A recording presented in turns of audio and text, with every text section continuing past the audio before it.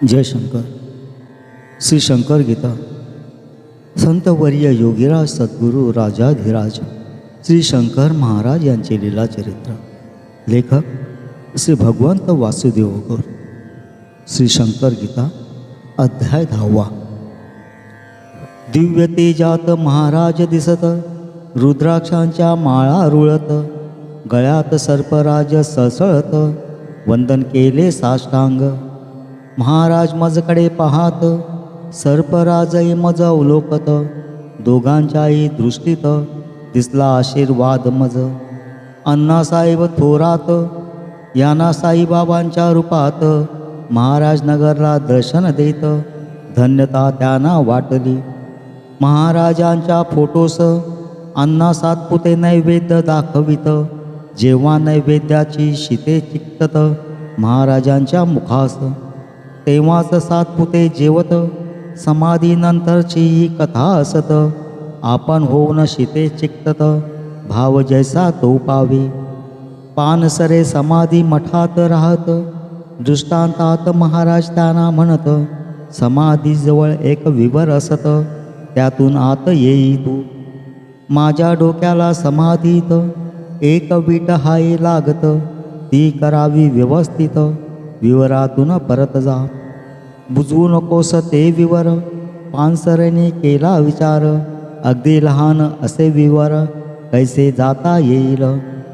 आज्ञाशीर सावंद्य मानून आत गेले विवरातून, वीट डोक्यास चिकटली असून काढून नीट बसवली. महाराजांचा देह भव्य, अगदी तेजपुंज दिव्य, अगाध महाराजांचे कर्तव्य, सुगंध अगदी दरवळला. नुकतीच पूजा केलेली दिसत, गुलाब पुष्पे अगदी टवटवीत, उदबत्त्यांचा घमघमाट सुटत, प्रत्यक्ष सर्व पाहिले. पानसरे तसेच विवरातून बाहेर आनंदून येऊन, समाधीत जे आले दिसून सर्व त्याने सांगितले. तात्या सहस्त्रबुद्धे मुंबईचे, महाराजाने त्यांना नेले. गिरणारवर महाराज म्हणाले, 3 दिवस थांबयते. सकाळ संध्याकाळ चहा घे, मुठभर शेंगदाणे दुपारी खावे, ऐसे सांगून महाराज बदले. येईन 3 दिवसांनी. 3 महिन्याने महाराज आले, तात्यांना घेऊन वरती गेले. एक शिळा काढण्यास सांगितले, प्रचंड शिळा होती ती. गुरु आज्ञा प्रमाण मानून तात्या सरकावती हात लावून, शिळा सरकता आली दिसून, गुहा एक विस्तीर्ण. गुहेत दोघेही उतरले. महाराज तात्यांना म्हणाले, कोणी काही तुझं विचारले, उत्तर देऊ नको मुळी. गुहेत दोघेही शिरले. महाराज मागे, तात्या पुढे चालले. एक महान सत्पुरुष दिसले, उच्चासनस्थ तपस्वी. तात्यांना पाहता ते विचारत, कोण तू का इथे येत.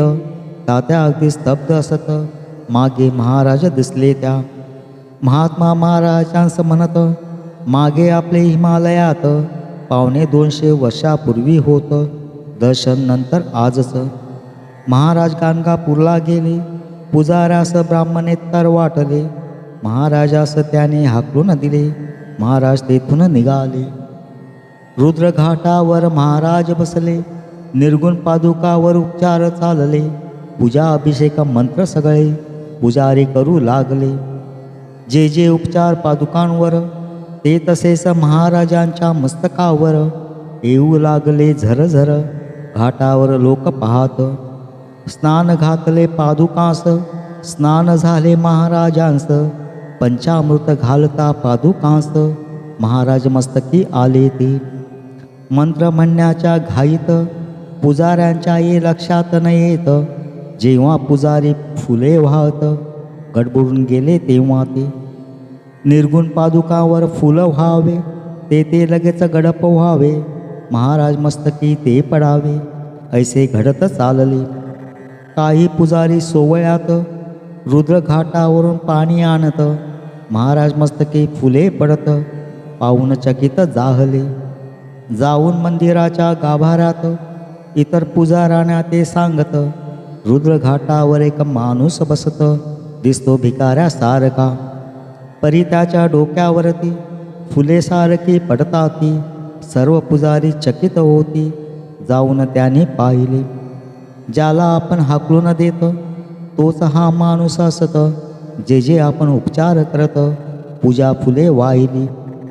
केले निर्गुण पादुकावरती, ते आले याच्या मस्तकावरती, पूजा सर्व ओशाळती, शरण आले महाराजा. निर्गुण पादुकांचे घेण्या दर्शन, सोहळ्याचे कडक बंधन, निर्गुण पादुकांचे स्पर्श दर्शन, कुणाला होत नसेच. ऐसे असताना गाणगापुरात एकदा महाराज अण्णा थोरात, निर्गुण पादुकावर डोके टेकवित, स्पर्श दर्शन घेतले. सोलापूरच्या जनार्दन बुवाला महाराज घेऊन गेले कुरवपूरला. रात्री झोपून पहाटेला दोघे बाहेर निघाले. एके ठिकाणी दार बंद दिसले, महाराजाने लाथेने ते उघडले. दोघेही आत शिरले, गुहा होती तेथेच. आत देवारा होता गुहेत, त्यावर जनार्दन बुवास बसवित. महाराज त्यांच्या मुस्काडीत मारत, समाधी लागे जनार्दना. पुन्हा मुस्काडात मारून जनार्दन बुवांची समाधी उतरून, त्या जागेकडे बोट करून महाराज त्यांना म्हणाले, श्रीपाद श्रीवल्लभ या कुरवपूर क्षेत्रात येथेच ध्यानस्थ बसत, ध्यानस्थ बसण्याची जागाही. मुक्त करण्यास बालगंधर्वाला मी आलो सोलापूरला. गंधर्व सोडून जनार्दन बुवाला धरले महाराज म्हणाले. साक्षात्कारी देवी भक्त पंढरपूरकर मनोहर पंत, ओंकारनाथ भस्मे यांना सांगत आज सोलापुरात. शुभराय महाराजांच्या मठात एक महान सत्पुरुष येत, दोघे त्यांच्या दर्शनास जात. मनोहर पंत म्हणाले, भस्मे हे शंकर महाराज असत. तुमचे जीवनमान असेपर्यंत जेव्हा जेव्हा महाराज भेटत, तेव्हा नमस्कार करावा. फक्त त्यांना नमस्कार करा, काही मागू नका यांना, देऊ नका काही त्यांना. समर्थ आहेत महाराज. महाराज व्यासपीठावर बसत, दोन्ही चरणे जोडून असत. भस्मे चरणावर मस्तक ठेवत, आनंदून गेले ते. चरणांचा स्पर्श होता क्षणी, दिव्य आनंद झाला जणी. उजवा हात महाराजाने उगारला लगेच. भस्मे यांच्या पाठीत महाराज धपका मारित, पान कुटून देण्यास सांगत. भस्मे पान कुटीत. भस्मे पान तंबाखू देत, रोज येण्यास महाराज सांगत. हेच पहिले दर्शन असत महाराजांचे भस्मेना.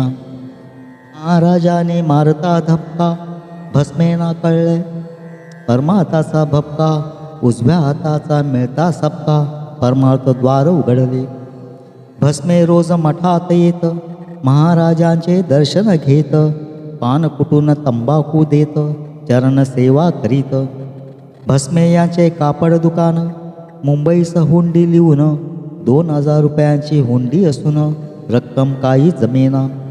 घातले महाराजांच्या कानावर, गुलबर्ग्या पलीकडे भागीदार.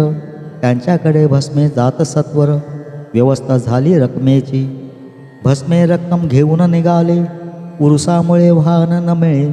भस्मे चालत निघाले, वेळ होती रात्रीची. चोरांची भीती फार असत, तेवढ्यात एक ग्रहस्थ येत. उंच घोंगडी काठी असत, भस्म्यासंगे चालला. भस्मे अगदी घाबरत, चोर असावा हा निश्चित. तो सुपारी पान त्यांना देत, राजकारण भस्मे बोलत. बरेच अंतर सोबत करून तो ग्रहस्थ गेला निघून. भस्मे गाडीने येऊन महाराजांना भेटले.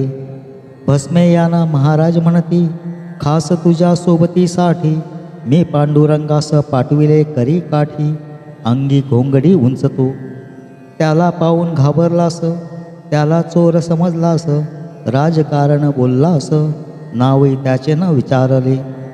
पान सुपारी दिली तुला त्या माझ्या पांडुरंगाला. तू चोर समजला, रागात म्हणाले महाराज. भस्मे यांना खून पटली, महाराजांची चरणे धरली. क्षमा करावी चूक झाली, चरणी मस्तक ठेवले. ज्यांच्या संरक्षणास ज्याने पाठविले पांडुरंगास, त्या तिघांच्या अधिकारास तिघेच जाणू शकोत. रामभाऊ कोराड मास्तर एकदा महाराजा म्हणत, आज बादलीभर दारू तुम्ही पित, सोबत एका तुम्हाही. महाराज शिवाय देत मास्तरास, मी दारू प्यालो म्हणतोस, माझ्या मुखाचा घेई वास. तोंड त्याने उघडले, महाराजांच्या मुखातून गुलाब पुष्पांचा सुगंध छान. सर्वत्र गेला दरवळून, कोराड झाले चकित.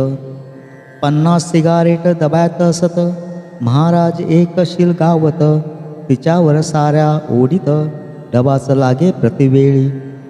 कित्येक डबे दिवसात, महाराज सहज करीती फस्त. अंगारा म्हणून ती राख देत, कामे होत लोकांची. भस्मे महाराजांना बोलावित, महाराज त्यांच्या दुकानी जात. द्राक्षे आणण्या मुनिमा सांगत, चहा किती आणू विचारले. 22 कप महाराज म्हणत, महाराज 2 द्राक्षे घेत. तोच दशना 20 लोक येत, चहा दिला सर्वांना. द्राक्षे प्रसाद देण्यास सांगता, द्राक्षे दिली सर्वांस. चहा द्राक्षे सर्वा मिळत, लीलाच महाराजांचीही. सन 1946 महानवरात्र अष्टमी असत. महाराज तुळजापूरला जात, सोलापूर भक्त समवेत. प्रचंड गर्दी मंदिरात, भस्मे राजेशाही थाटात. हज्जा वैसे ओरडत, लोक सरकले बाजूला. भस्मे आणि महाराज देवीच्या गाभाऱ्यात जात. वैशिष्ट्यपूर्ण सांकेतिक भाषेत महाराज देवीशी बोलले. दोघेही तेथून बाहेर येत, आले मागील दरवाजात. घोडा हो ना महाराज म्हणत, भस्मे वाकले लगेच. भस्मे यांच्या पाठीवरती महाराज ऐटीत पहा बसती. भस्मे घोड्यासारखे धावती, महाराजांना घेऊन. भारती बुवांच्या मठात देवीच्या पलंगापर्यंत वाऱ्यासारखे भस्मे जात. इतर भक्त मागे आलेच, तेथे कोणी भोपी नसत. दरवाजा खोलो महाराज म्हणत, भस्मे चौकटीसह दरवाजा काढत. पलंगावर बसले महाराज. मधुबुवास समोर बसवून, त्यांची उजवी करंगळी कापून, महाराजाने रक्त काढून आपल्या भाळी लावले. महाराज भस्मे निघाले, घोडा महाराज पुन्हा वदले. भस्मे पुन्हा घोडा झाले, महाराज पाठीवर बैसले. दरवाजा काढला, भोप्यास कळले. तलवारी घेऊन ते मारण्या आले. इतर भक्त त्यांना म्हणाले, काढणारा गेला पुढेच. तशाच स्थितीत महाराजांसह देवीस प्रदक्षिणा घालून साऱ्या पायऱ्या वेगाने चढून रस्त्यावरती थांबले. दादा फुलारी यांच्या पाठीवर महाराज बसले. नंतर ग्रस्त फुलारी झाले फार महाराजांच्या ओझ्याने.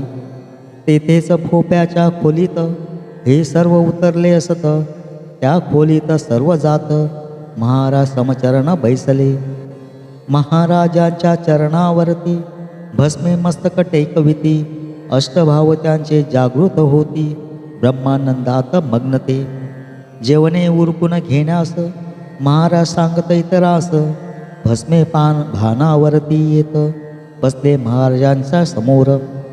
महाराज मोठ्याने म्हणाले, हिंदुस्तान हिंदूंना दिलाले, पाकिस्तान यवनांना दिले. आवेशात बोलले. महाराजांचे भाकीत 1 वर्षाने खरे ठरत. हिंदुस्तान पाकिस्तान होत, भारत ऐसा दुबंगला. दुसऱ्या दिवशी तुळजापूरहून भस्मे महाराजांना भरवून सर्वांची भोजने होऊन मोटारीतून परतले. महाराज बसत मोटारीत, भस्मे यांना समोर बसवत. महाराज त्यांचा फेटा काढीत, चरणे मस्तकी ठेविली. दोन्ही चरणे महाराजांनी भस्मेंच्या मस्तकावर ठेवूनी. भस्मे गेले रंगुनी, चरणस्पर्श होताच. महानंदाचा तो क्षण, ज्याची त्यालाच याची जाण. महाराजांनी दिव्य खान भस्मे यांना दिलीच. भस्मे यांच्या डोक्यावर महाराजांची चरण कमले सुंदर.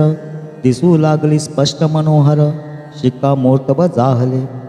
यवन सत्पुरुष महबूब एकदा महाराजांची गाठ पडत. महाराज त्याला खडसावत, धनला मांडला काय तू, एवढ्यासाठी का तू जन्मला.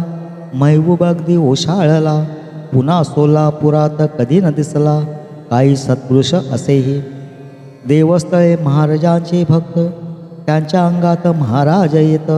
महापौर राजाराम बुलबुल एकदा गेले भेटण्या.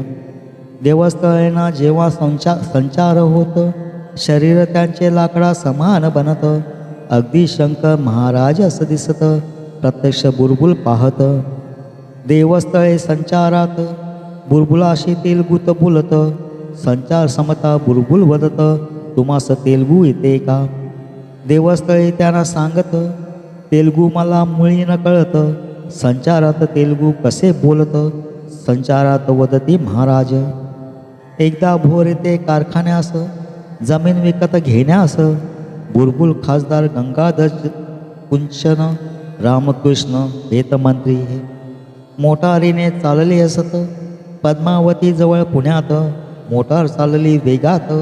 तेव्हा बुलबुल म्हणाले महाराजांची समाधी येथे आपण दर्शन घेऊन जाऊ सारे. येताना पाहू दोघे बदलले मोटार चालली जोरात. समाधीच्या मठासमोर बंद पडली मोटार. ड्रायव्हर निष्णांत असे फार चोख मशिनरी सर्वई. ड्रायव्हरनं प्रयत्न केले नाना मोटार चालू होईना. अनन्या मेकॅनिकाला ड्रायव्हर गेला गावात. दोघांना बुलबुल म्हणत मोटार दुरुस्त होईपर्यंत दर्शन घेऊन येऊ परत. आले समाधी मठात. मठात समाधीस लागून महाराजांची मूर्ती असून यांच्या मुखात सिगारेट पेटवून ठेवलेली दिसत असे. बुलबुल पाहत दर्शन घेऊन धूर निघे सिगारेटमधून. तसाच महाराजांच्या नाकातून धूर निघे स्पष्ट दिसे. दृश्य हे तिघांनी पाहिले. चकित झाले दर्शन घेतले. ड्रायव्हर आला मोटारीत बसले. मोटार सुरू झालीच. मेकॅनिक मुळी न मिळत. दर्शनासाठीच मोटार थांबत. दर्शनाने फायदा होत आणखी एक तयानं. भोरची जमीन विकत मिळत अत्यंत अल्प किमतीत. महाराज दर्शनाचा हा प्रभाव असत ऐसे बुलबुल सांगत. महाराजांच्या चरणावर टेकून भावे मम शिर. दशमाध्याय मनोहर पूर्ण येथे झाला. संतवर्य योगीराज सद्गुरु राजाधिराज श्री शंकर महाराज की जय. अक्कलकोट निवासी श्री स्वामी समर्थ महाराज की जय. शेगाव निवासी श्री गजानन महाराज की जय. शिर्डी निवासी श्री साईनाथ महाराज की जय. अवधूत चिंतन श्री गुरुदेव दत्त. श्री गुरुदेव दत्त. श्री गुरुदेव दत्त. जय शंकर.